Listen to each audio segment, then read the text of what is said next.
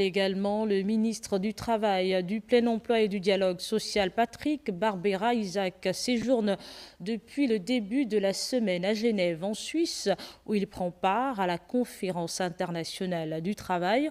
En marge des travaux, le membre du gouvernement à Paris a pris part à la 353e session du conseil d'administration de l'OIT avec plus de 10 points inscrits à l'ordre du jour. Nous y reviendrons au cours de nos prochaines éditions d'information avec un peu plus d'informations. Dans l'actualité de ce soir également, on parle de l'accès à l'eau potable, une priorité pour les autorités de la Ve République. C'est dans cette optique que le ministre de l'accès à l'eau et à l'énergie a visité les chantiers d'adduction en eau du Grand Libreville ce vendredi. L'objectif affiché, s'imprégner de l'évolution des 10 chantiers qui permettent d'améliorer les conditions de vie des populations. Myriam Danguet et Pierre Claverella nous en disent un peu plus. Les chantiers du programme intégré pour l'alimentation en eau potable et l'alimentation de Libreville ont fait l'objet d'une visite ce vendredi. Parmi ces chantiers, la station de pompage d'eau potable du PK5 qui a constitué la première étape. À quelques jours de sa mise en service, le ministre de l'Accès à l'eau et à l'énergie a pu s'enquérir du niveau d'avancement des 10 travaux. Il était important de venir voir comment est-ce que le projet et les essais surtout évoluent. Et de s'assurer que tout va bien, que les fuites sont maîtrisées, que les mises en conformité se font progressivement par les équipes de la SEG et que le stress hydrique que nous avons dans le Grand Libreville va commencer à s'atténuer afin que les populations puissent avoir réellement l'eau de manière progressive. La station de pompage d'eau potable du PK5, un dispositif moderne, aura pour objectif d'alimenter le réservoir de la Cité de la Caisse en améliorant la desserte en eau. Tous les quartiers ne sont pas encore alimentés pour des raisons de relief, pour des raisons également d'hydrologie. Il était donc question que l'ensemble des parties prenantes puissent faire une petite visite. Une visite de fond depuis les installations jusqu'à l'utilisation. Ce projet s'inscrit dans la vision du développement inclusif. Les autorités de la Ve République en font une priorité. Et je l'annonçais au sommaire de ce journal, le monde célèbre la journée mondiale du don de sang ce 14 juin. Au Centre national de transfusion sanguine, une journée, des activités variées ont donc animé l'événement. Détail explication avec Lionel Mboutsoupissama.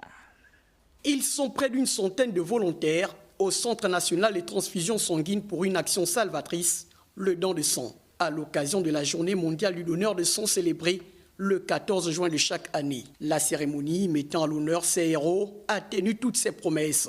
Placée cette année sous le thème inspirant, donner du sang, donner de l'espoir, ensemble sauvons des vies. Cette journée constitue un rappel solennel de notre responsabilité collective et de la noblesse du don de sang volontaire.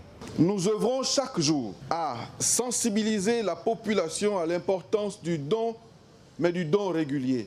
Nous œuvrons à valoriser les donneurs bénévoles qui donnent sans rien attendre en retour.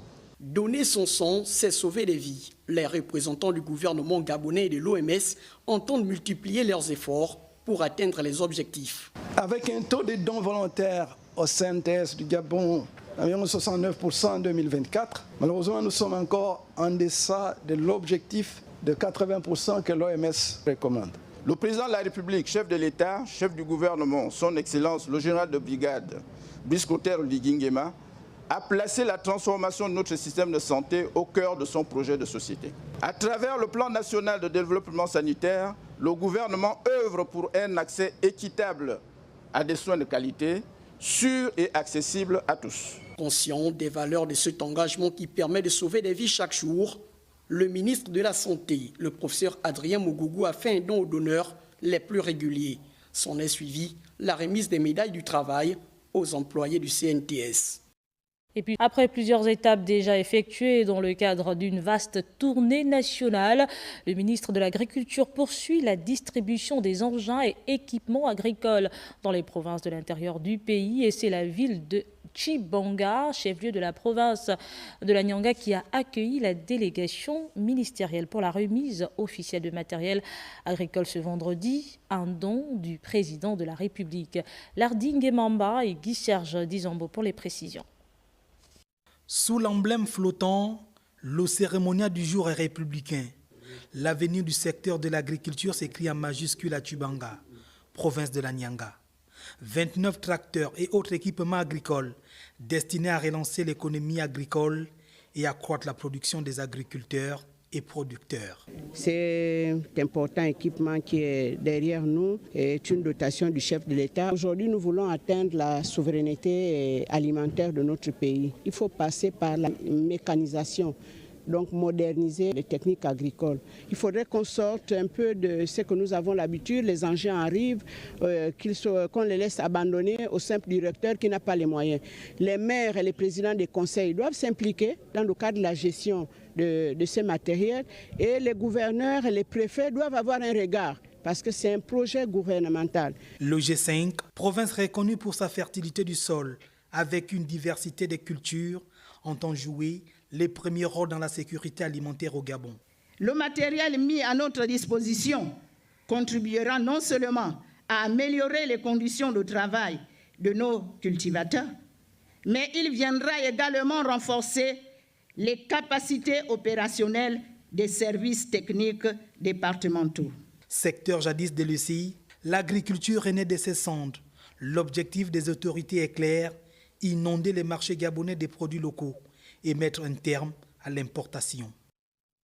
Dans le cadre de sa tournée nationale de remise de matériel agricole, la ministre de l'Agriculture Odette Mpolo Epouze-Panzou a effectué une descente de terrain également dans la ville de Mula, chef-lieu de la province de Langounié. Un double objectif marquant cette visite, remettre officiellement un lot d'équipements agricoles aux producteurs locaux et évaluer l'état des infrastructures du secteur dans la région. On en parle avec notre correspondant sur place, Maël Mabunda.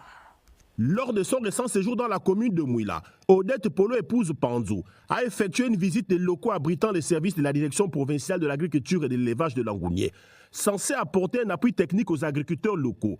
La dite direction provinciale n'est plus que l'ombre d'elle-même. Elle manque de tout et de rien. Son caractère exigu oblige son personnel à tenir des réunions de travail sous un hangar de fortune servant autrefois à l'élevage de poulets de chair. Ce constat amer du ministre de l'Agriculture s'est fait en présence de deux membres du gouvernement originaire de la province de Langounié, à l'occurrence Marcel Ibinga Epouze-Titsa et le professeur Adrien Mougougou. Le chef des services provinciaux a fait le point par rapport à tous les manquements et aux conditions de travail. Nous avons pris bonne note.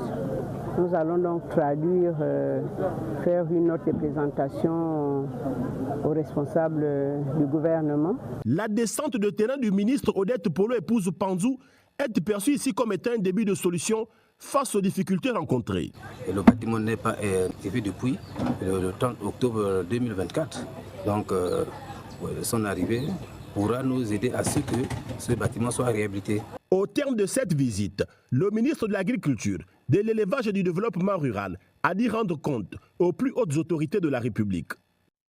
Et de son côté, le ministre des Transports, de la Marine marchande et de la Logistique, Ulrich Manfombi, s'est rendu hier à l'aéroport international Léon Bas de Libreville. Cette visite de terrain avait pour principal objectif de toucher du doigt les réalités du principal hub aérien du pays, considéré comme vitrine stratégique du Gabon. On en parle avec Arnaud Mabekou, mais Évaris Ndontomo.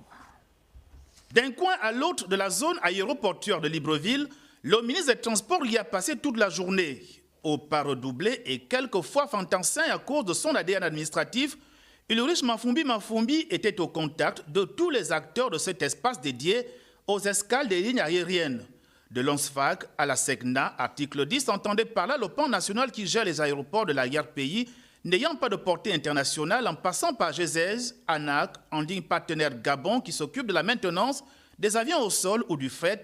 Le ministre des Transports est venu s'assurer des conditions de sécurité de l'aéroport de Libreville.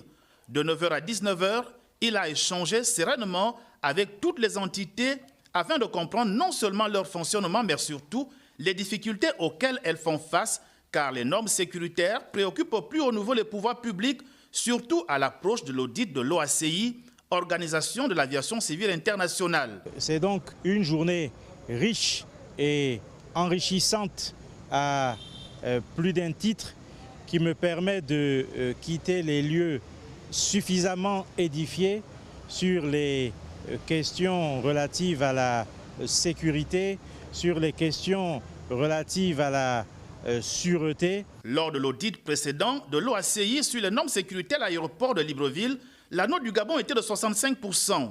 En 2025, la volonté du ministre des Transports est qu'elle passe à plus de 70%. Avant de quitter les lieux, au terme des échanges francs, le juge Mafumbi a instruit qu'une réflexion profonde soit menée sur la baisse du coût du billet d'avion. Cette réflexion s'intéressera aussi à la réduction des taxes et redevances à l'aéroport de Libreville, soit au total 20, jugés excessifs par le membre du gouvernement. Actualité à l'Assemblée nationale. À présent, dans le cadre de l'examen du projet de loi relatif à la répartition des sièges des députés et des sénateurs, les députés de la transition, membres de la commission des lois, des affaires administratives et des droits de l'homme ont été auditionnés. Les détails dans ce reportage de Priska Kama-Bekele et Timboulengue. En présentant pour examen et adoption le projet de loi portant répartition des sièges des députés et des sièges des sénateurs en République gabonaise, communément désignés sous le terme de diaspora au sein du processus politique et institutionnel national. À ce titre, le Code électoral en son article 216 prévoit l'élection de 2 députés représentant spécifiquement les Gabonais établis hors du territoire national, qui s'ajoutent ainsi aux 143 députés existants sur le territoire national, afin de consacrer et de renforcer leur participation à la vie politique, économique et sociale de la nation. Pour la répartition des sièges de sénateurs, les dernières répartitions opérées sous l'empire des anciens textes ont entraîné un recul notable de la représentativité des collectivités locales au sein du Sénat. Afin de corriger cette disparité, l'article 248 du nouveau Code électoral prévoit une augmentation du nombre de sénateurs passant de 52 à 70. De semaine, le ministre de l'Entrepreneuriat, du Commerce et des PME Zenaba Ninga Shining s'est déplacé dans le département de la Basse-Bagno, plus précisément dans la commune de Mayumba. Cette visite officielle s'inscrit dans une dynamique de sensibilisation à l'importance du développement des coopératives et des groupes d'associations considérés comme levier majeur pour la croissance économique locale. Chez la Mébalé, Cédric Zédan pour les explications. Mayumba, chef-lieu du département de la Basse-Bagno, a accueilli le ministre du Commerce des PME, Zenaba Shining Ninga. Le membre du gouvernement est allé exhorter les jeunes et les femmes à s'organiser en coopérative et en groupe associatif en vue de la création de groupements d'intérêt économique. Je suis venu leur dire qu'aujourd'hui on va créer des entreprises parce qu'on a la chance d'avoir le ministre du Tourisme et l'État qui a mis en place justement la caravane touristique qui a passé par Mayumba. Aujourd'hui on avait besoin des mains d'œuvre de la commune. Mon but à moi c'est de faire en sorte qu'on puisse créer plus d'entreprises pour les jeunes Gabonais ou pour les Gabonais pour qu'ils puissent justement s'en sortir dans la vie. Cette visite s'inscrit également dans le cadre des préparatifs de la caravane touristique prévue pour le mois de juillet prochain. On a la chance d'avoir sur Mayumba la matière première. Il est temps qu'on aille puiser chez nous à Mayumba et puis qu'il n'y ait plus d'étrangers qui viennent justement chez nous pour pouvoir travailler dans notre commune ou dans notre département.